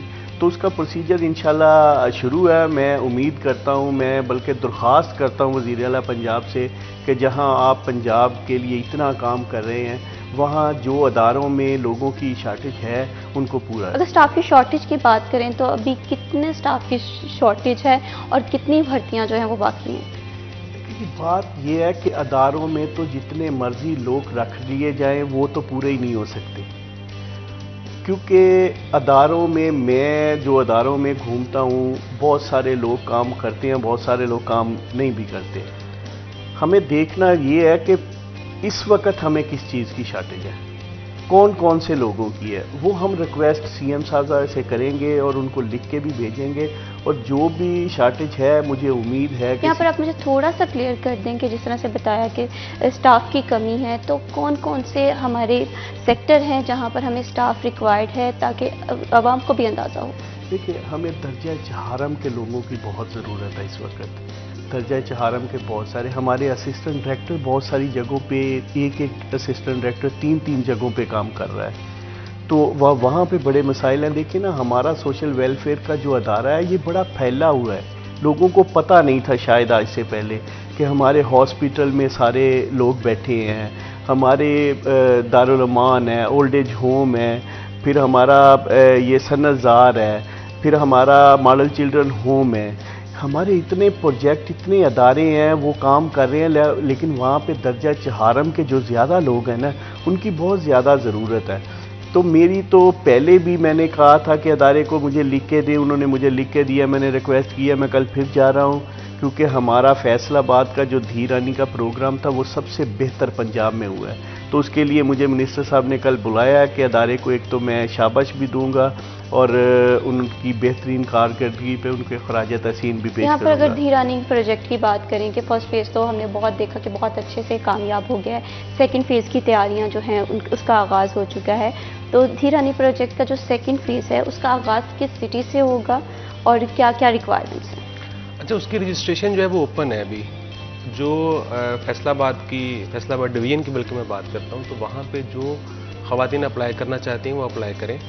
लेकिन ये हमारा फर्स्ट फेज़ अभी हम तकरीबन पंजाब के जो हाफ डिस्ट्रिक्ट है वहाँ पे ये प्रोग्राम हो चुके हैं। बाकी जो हाफ डिस्ट्रिक्ट है ये फेब के मिड तक जो है वो हमारे कंप्लीट हो जाएंगे। तो आफ्टर 15 फेब जो है वो हमारा सेकंड फेज़ जो है वो उनका स्क्रूटनी होगी एप्लीकेशंस की, और होपफुली ये मार्च या अप्रैल में जो है वो हमारा सेकंड फेज़ जो है वो स्टार्ट हो जिस तरह जाएगा। से आपने बताया कि फेब के बाद जो है सेकंड फेज़ का आगाज़ होगा, जाहिर सी बात है कि एक प्रोजेक्ट, नया प्रोजेक्ट था, उसे इम्प्लीमेंटेशन करवाई गई, तो उसमें डिफरेंट जो से कहते हैं कि आपको रियलाइज़ हुआ होगा कि इसे इस तरह से बेहतर किया जा सकता है। तो किस तरह से आपको कौन कौन सी मुश्किलात का सामना करना पड़ा और क्या सीखते हैं कि इस प्रोजेक्ट को किस तरह से मज़ीद बेहतर बनाया जा सकता है? अच्छा, इसमें सिर्फ मेरी जो है ना वो पब्लिक से ये रिक्वेस्ट है कि बहुत सारी एप्लीकेशंस जो हैं वो उन्होंने दी और वो क्राइटेरिया पे पूरा भी उतर गई, लेकिन उसके बाद जो है वो उनकी तरफ से फिर हमें ये फीडबैक मिला कि वो विलिंग नहीं है। मतलब किसी को जो है वो फैमिली की तरफ से इजाज़त नहीं मिली कि इस कलेक्टिव मैरिज के अंदर जो है वो शमूलियत कर सकें, और किसी को जो है वो इस चीज़ की इजाज़त नहीं मिली कि जी उन्होंने कहा जी कि शायद हम वहाँ पे जाएंगे तो पता नहीं क्या हुआ। तो मैं समझता हूँ कि हमने वहाँ पे ये एक एग्जाम्पल सेट की है। देखें, आपने देखा होगा कि हमने कवाली का वहाँ पे अरेंज किया, हमने अच्छे फोटोग्राफर बुलाए, बल्कि वो कुछ दूल्हे तो बड़े खुश थे, वो ये कह रहे थे कि जी कि हमारी शादी में मिनिस्टर्स और कमिश्नर्स और डिप्टी कमिश्नर्स जैसे जो है वो लोग आए हैं, सेलिब्रिटीज़ जो है वो आई हैं। सो हमने उनको बिल्कुल भी ये महसूस नहीं होने दिया कि उनको ये लगे कि शायद वो डिज़र्विंग है। मैं समझता हूँ कि ये उनका हम पर हक है, और हमारा उन पर हक है कि हम उनकी जिस तरह से जहाँ तक जो है वो हम उनकी मदद कर सके और उनको खुशियों वाला माहौल फराहम कर जिस सके। तरह आपने बताया कि बहुत सारे लोग थे जिन्होंने पहले रजिस्ट्रेशन तो करवाई, बाद में इनकार कर दिया, उसकी क्या वजूहात थी? कि क्या वो ऐसे मंजर पे नहीं आना चाह रहे थे, या इस मसले को किस तरह से देख सकते हैं, क्योंकि ज़रूरतमंद थे तो रजिस्ट्रेशन हुई? अच्छा, उसमें जो लोग, मैंने आपको बताया कि बाज़ औक़ात ना स्टिग्मेटाइज कर देते हैं ना लोग, वो समझते हैं कि शायद हम वहाँ पे जाएंगे तो लोग समझेंगे कि हम जो है ना वो बड़े डिज़र्विंग हैं, तो सफ़ेद पोश लोग भी होते हैं। लेकिन मैं इसमें एक चीज़ क्लियर कर दूं कि डिपार्टमेंट की तरफ से और हुकूमत की तरफ से किसी भी हमारे एक्शन से या हमारे स्टाफ के किसी भी एक्शन से, बल्कि जितने प्रोटोकॉल को सख्त हदायत थी हमें सीएम की तरफ से और मिनिस्टर सोशल वेलफेयर की तरफ से, डिपार्टमेंट की तरफ से, कि आपने उनको वो प्रोटोकॉल देना है। हमने उनके लिए बग्गियों का अरेंज किया जी, वो बग्गी से आते थे। फैसलाबाद के आपको पता है रॉयल पाम जो है वो एक अच्छी मार्क है, वहाँ पे हमने उनका मतलब अरेंजमेंट्स किया, फिर उनको तहायफ दिए। सो एक ऐसी एग्जाम्पल सेट होगी अब कि मेरा ख्याल है कि शायद अब हमें इस चैलेंज का सामना ना करना पड़े। यहाँ पर बात हो रही थी सलामी की, जैसे आपने बताया कि 1 लाख की सलामी जो है वो वज़ीर आला पंजाब मरीम नवाज साहिबा की तरफ से दी गई, तो सलामी का क्या तरीक़ाकार था कि वो कैश में दी गई या किस तरह से ट्रांसफर हुई? अच्छा, उसमें यह था कि जो हमारे पास शॉर्ट लिस्टेड कैंडिडेट हुए थे, एलिजिबल कैंडिडेट्स थे, उनका डाटा हमने बैंक ऑफ पंजाब के साथ शेयर किया, उनके एटीएम कार्ड्स जो हैं वो इश्यू दिए। सो वो कैश की सूरत में नहीं था, वो एटीएम कार्ड्स हैं। जब वो अपनी ट्रांजैक्शन जो है वो अपना एटीएम कार्ड एक्टिव करवा के जो है वो ऑनलाइन अपनी ट्रांजैक्शन कर सकते हैं। मतलब कैश का मामला ही खत्म है, कैश जो है एटीएम, जो उस एटीएम को एक्टिव करवाना, जाहिर सी बात है इसमें वो लोग, उन लोगों ने पार्टिसिपेट किया जो कि इतनी ज़्यादा, क्योंकि हमारा मुतवासित तबका है या मुतवासित तबके से भी हम कहें कि बिलो दी एवरेज आता है, तो उन्हें एटीएम कार्ड एक्टिव करवाने का उस तरह से अंदाज़ा नहीं होता। तो क्या इसके लिए भी कोई आगाही फराहम की गई है? जी, उसमें हमारे साथ जो है बैंक ऑफ पंजाब के रिप्रेजेंटेटिव थे, उनको पूरा प्रोसीजर बताया गया है मौके पर कि आपने किस तरह से इसको एक कार्ड को एक्टिवेट करना है। और फिर जो हमारे कंसर्न असिस्टेंट डायरेक्टर्स हैं वो उनके साथ राब्ते में हैं, उनके नंबर उनके पास हैं कि अगर उनको इसमें कोई ना कोई मामला दरपेश आता है तो डिपार्टमेंट उसको रिजॉल्व करवा। यहाँ पर मैं राना वारिस हुसैन साहब आपसे जानना चाहूँगी कि जैसे बेटी की शादी होती है तो वालिदैन जहेज़ के लिए काफ़ी ज़्यादा परेशान होते हैं, तो धीरानी प्रोजेक्ट में जहेज़ पैकेज के हवाले से थोड़ा सा गाइड कीजिएगा। देखिए, सबसे पहले मैं एक पैगाम आपके चैनल के ज़रिए दूंगा कि हम ज़िंदगी में बहुत सारा नुकसान इसलिए कर जाते हैं कि लोग क्या सोचेंगे, लोग क्या कहेंगे। ऐसा नहीं होना चाहिए। ये पैसा अवाम का पैसा है। अगर अवाम पे लग रहा है, अवाम की वो बेटियां ब्याई जा रही हैं जो अफोर्ड नहीं कर रही, ये उनका हक है।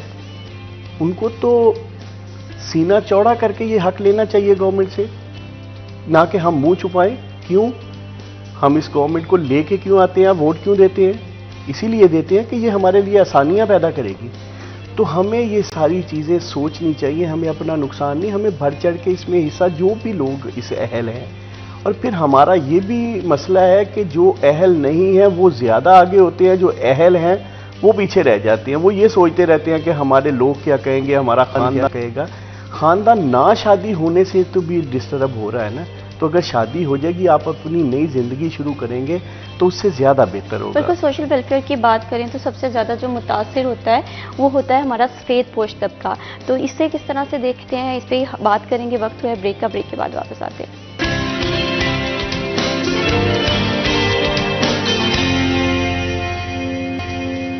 Welcome back. बात हो रही थी सोशल वेलफेयर की। सोशल वेलफेयर डिपार्टमेंट को किन किन मुश्किलात का सामना करना पड़ा, इसी हवाले से हमारे साथ सोशल वेलफेयर के रिप्रेजेंटेटिव मौजूद हैं। राना वारिस साहब, वहीं से गुफ्तगू का आगाज़ करेंगे कि जैसे मैंने कहा कि सफ़ेद पोश तबका सबसे ज़्यादा मदद की ज़रूरत भी उसे होती है और सबसे ज़्यादा उसे ही वही कहीं ना कहीं निगलेक्ट होता हुआ नज़र आता है। तो ऐसे अफराद को किस तरह से ऐसे अफराद की मदद की जाती है? देखिए, सफ़ेद पोश तबका कब डिस्टर्ब होता है?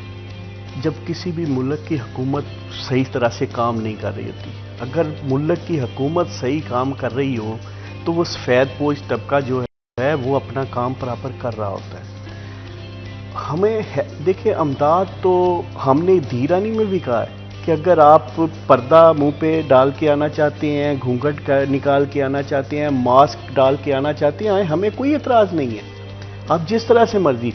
लेकिन ये आपका हक है, आप हक लें। अगर सफ़ेद पोश तबका भी अपना हक इस पाकिस्तान से लेना चाहता है तो उसे लेना चाहिए। ये हक जो है ना, हम कोई भीख तो नहीं मांग रहे ना किसी से।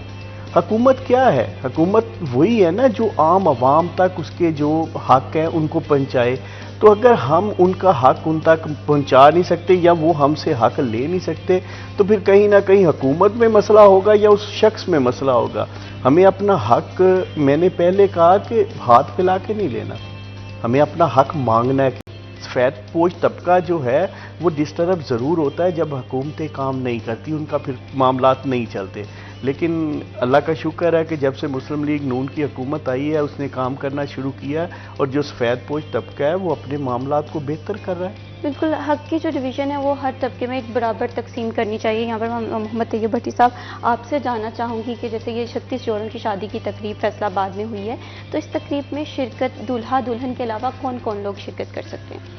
अच्छा, इसमें दूल्हा दुल्हन और दुल्हन की और उनकी तरफ से जो है ना वो 20 मेहमान जो है ना वो हमने मतलब रखा था कि कम से कम, क्योंकि गैदरिंग काफ़ी ज़्यादा थी, उनको कंट्रोल करना, तो एक कपल के साथ 20 गेस्ट जो हैं वो मतलब 20 गेस्ट आ सकते 20 गेस्ट आ हैं, ठीक है। और इसके अलावा अहलियत की भी आपने हमें कंडीशन बता दी। और सेकंड प्रोजेक्ट की अगर हम सेकंड फेज़ की बात करें, वो फेब के बाद हो रहा है, तो इस फेज़ को मज़ीद किस तरह से बेहतर बनाया जा सकता है?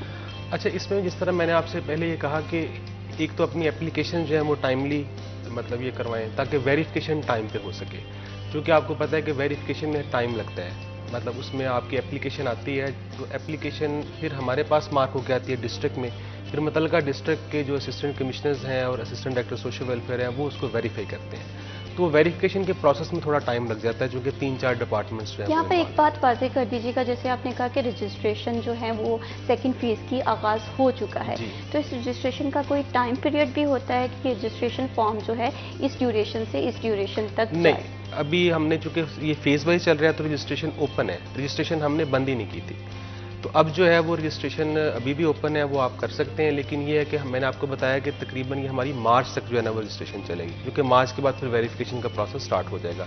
सो होपफुली 15 मार्च तक जो है ना वो अपनी रजिस्ट्रेशन जो है वो करवा सकते मतलब 15 से पहले सब जी। लोगों को अपनी रजिस्ट्रेशन जो है वो मुकम्मल करवानी है।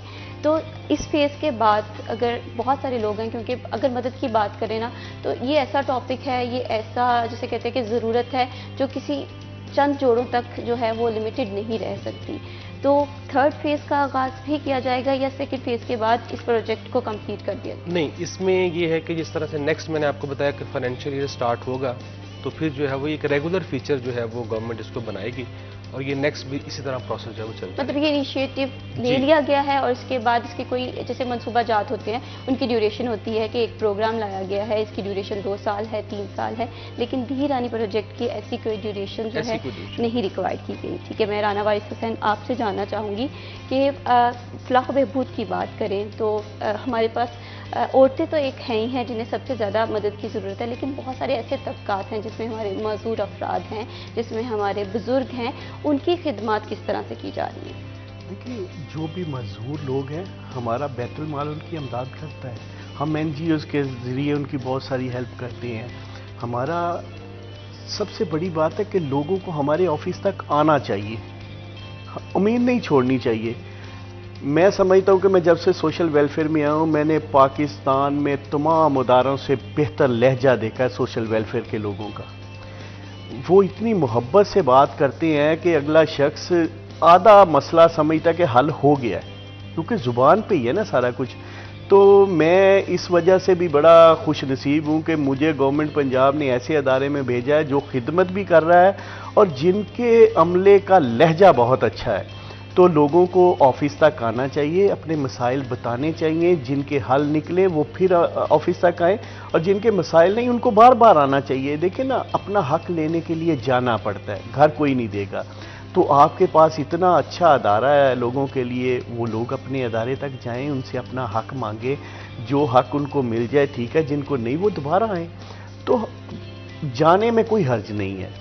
अब सोशल वेलफेयर ने लोगों के लिए बड़ा अच्छा काम, अब हम 25 से 30 बच्चों को पाल रहे हैं, परवरिश कर रहे हैं, तालीम दे रहे हैं, उनकी रिहाइश का कर रहे हैं, 40 बुज़ुर्गों को हम अपने ओल्ड एज होम में रख रहे हैं।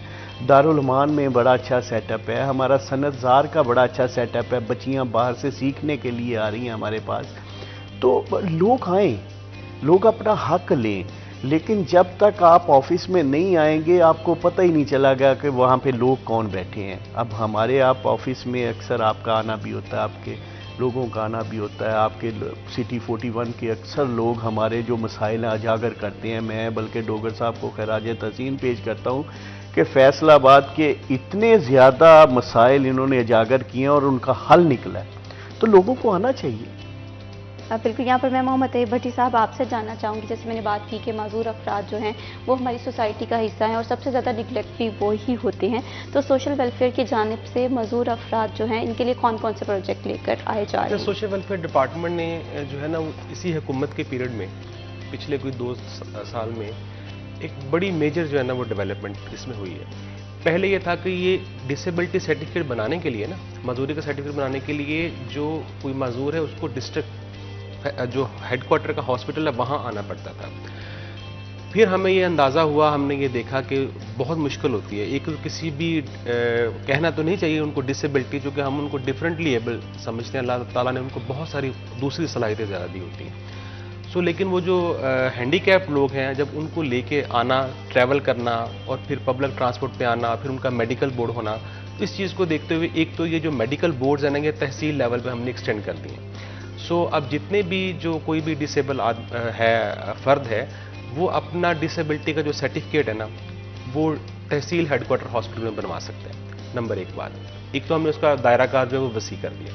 दूसरा ये किया कि ये सिस्टम हमने ऑनलाइन कर दिया है कि dpmis.punjab.gov.pk ये वेबसाइट है। यहाँ पे आप रजिस्ट्रेशन करवाएं, अपनी फॉर्म फिल करें, वहीं पे आपको कन्वे हो जाएगा कि आपका मेडिकल बोर्ड किस दिन है, असेसमेंट बोर्ड जो है। मेडिकल असेसमेंट बोर्ड के बाद उनको सर्टिफिकेट इशू हो जाता है।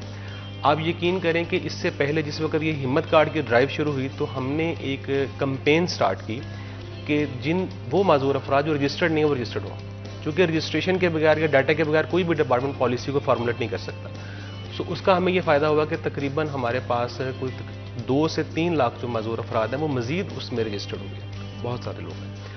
अब जब रजिस्ट्रेशन के बाद फिर ये है कि उसी पे DPMIS में हमारे पास ये ऑप्शन मौजूद है, हमने वहाँ पे डोनर्स को भी रजिस्टर्ड किया हुआ है। मेरी रिक्वेस्ट है आप CP41 के तवज्जो से तमाम फिलोनोथेरापिस्ट जो आपकी फैसलाबाद में हैं, वो जो माजूर अफराद के लिए कुछ ना कुछ वेलफेयर का काम करना चाहिए, वो अपने आप को रजिस्टर्ड करवाएं। उसका सबसे बड़ा फ़ायदा यह है कि एक माजूर जो है वो जब उसको व्हीलचेयर की ज़रूरत है या उसको कोई असिस्टिव डिवाइस चाहिए, उसको वाइट कैन चाहिए, उसको व्हीलचेयर चाहिए, तो वो उसी पोर्टल पे अपनी रिक्वेस्ट को भेजेगा। यहाँ पर मैं एक बात जानना चाहूँगी कि रजिस्ट्रेशन का क्या तरीकाकार है, लेकिन अभी वक्त हुआ है ब्रेक का। ब्रेक के बाद यहीं से गुफ्तगू का आगाज़ करेंगे।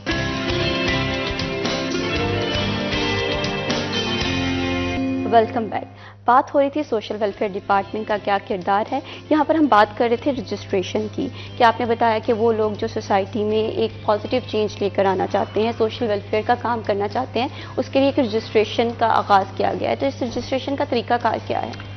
इसमें मैंने आपको जो वेबसाइट बताई है DPMIS की, DPMIS में अपने आप को वहाँ पे 2 लोग रजिस्टर्ड हैं।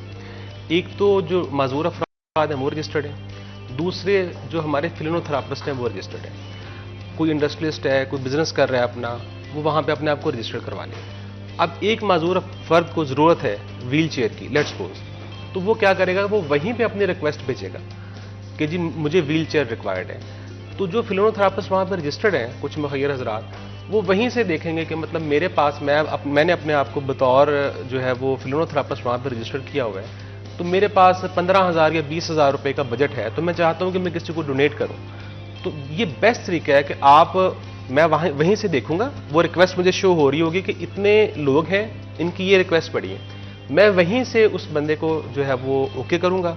हमारा डिपार्टमेंट का जो रिप्रेजेंटेटिव है वहीं से जो वेंडर है, वेंडर भी रजिस्टर्ड किए हुए हमने, ठीक, वो वेंडर जो है वहीं से उसको ओके करके वो उसकी व्हील चेयर जो है वो उसके घर तक पहुँचाएगा, और कहीं उसकी फ़ोटो नहीं हम पब्लिक करते। हमारा TCS का नुमाइंदा जाता है, उसके घर उसको डिलीवर करता है और वहीं पे अपडेट हो जाता है, और पेमेंट जो है वो जो फिलोनोथेरापिस्ट है वेंडर को वहीं ऑनलाइन ही कर देता है या बाय कैश कर सकता है। तो अभी तक कितनी रजिस्ट्रेशन हो चुकी है? हमारे पास जो फैसलाबाद में अभी तक 11 के करीब जो है वो फिलोनोथेरापिस्ट रजिस्टर्ड हैं डिस्ट्रिक्ट में, जो कम है तादाद। हम इस पर मज़ीद काम कर रहे हैं, और मैंने आपके चैनल के तवज्जो से भी कहा है कि अपने आप को लोग रजिस्टर्ड करवाएं। बहुत इंडस्ट्रियलिस्ट हैं फैसलाबाद, फिलोनोथेरापी में बहुत आगे है लोग, जिसको बोलते हैं खिदमत का जज्बा रखने वाले लोग हैं। तो ये एक बेस्ट तरीका है कि जो सफ़ेद पोश लोगों की हम बात कर रहे थे, ये हक उन तक पहुंच जाता है। बिल्कुल, जब बात हो खिदमत की तो हमें सिर्फ हुकूमत तक ही नहीं रहना चाहिए बल्कि अपना भी किरदार अदा करना चाहिए। यहाँ पर मैं राना वारिस हुसैन साहब आपसे जानना चाहूँगी कि जैसे मैंने बात की कि किसी भी वेलफेयर के काम के लिए जो सबसे ज़्यादा कॉपरेशन की ज़रूरत होती है वो गवर्नमेंट की जानिब से होती है। मुस्लिम लीग नून की जानिब से डिफरेंट प्रोजेक्ट्स लेकर आए जा रहे हैं, जैसे धी रानी है जो कि ख़ास तौर पर ख़वातीन के हकूक़ के लिए काम कर रहा है, ख़वातीन की शादियों के लिए काम कर रहा है। इसी तरह से माजूर अफराद के लिए कोई न्यू प्रोजेक्ट इन लाइन है? मजदूर लोगों के लिए अभी जो उनको आले चाहिए उनका गवर्नमेंट पंजाब इंतज़ाम कर रही है बड़ा वसी लेवल पे, लेकिन उसके लिए आप पहले उसमें दर्ज तो करवाएं ना खुद को। जब तक वो होंगे नहीं उनको नहीं मिलेंगे। गवर्नमेंट पंजाब ने अब ऐसे ऐसे आले अरेंज किए हैं ये मजदूर लोगों के लिए कि आप सोच नहीं सकते। लेकिन इसके साथ साथ पाकिस्तान की खिदमत सबको मिल के करनी चाहिए। देखिए ना, अगर हम कोई काम कर रहे हैं तो आप हमारे शाना बशाना चल रहे हैं, आप लोगों तक पैगाम कन्वे करवा रहे हैं, आप हमें लोगों तक दिखा रहे हैं। इसी तरह से जो इस मुल्क के लोग सब हसीयत है उनको भी हमारे साथ इस पाकिस्तान की खिदमत, ये नहीं होना चाहिए कि जैसे अक्सर होता है कि हम अपना घर तो बहुत बड़ा बना लेते हैं लेकिन अपने सामने फ्रंट पे सड़क को ठीक नहीं करते कि वो गवर्नमेंट करेगी। अब मेहमान ने उस सड़क से गुजर के घर में जाना है, तो जब वो सड़क ठीक नहीं होगी तो घर कैसे ठीक लगेगा। तो इसलिए हमें अपनी जिम्मेदारियां पूरी करनी चाहिए। ये तबकात मेरे रब के हैं कि अगर मजदूर है तो मालिक है, अगर मालिक है तो मजदूर है, दोनों के होने से ये कायनात चलती है। लेकिन जो लोग परेशान हैं उनको हक मिलना चाहिए, उनकी अमदाद करनी चाहिए। चोरी करें, छुपे करें या दिखा के करें, कोई मसला नहीं है। जो दिखा के करना चाहता वो दिखा के कर ले।